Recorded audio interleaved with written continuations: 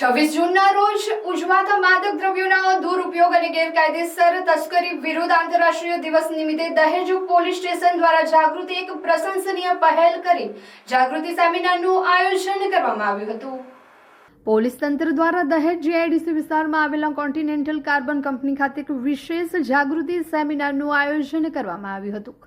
આ સેમિનારનો મુખ્ય ઉદ્દેશ સમાજમાં ખાસ કરીને યુવાધનમાં વધતા જતા માદક દ્રવ્યોના દૂષણ સામે વ્યાપક જનજાગૃતિ ફેલાવવાનો અને લોકોને નશા મુક્તિ તરફ પ્રેરિત કરવાનો હતો।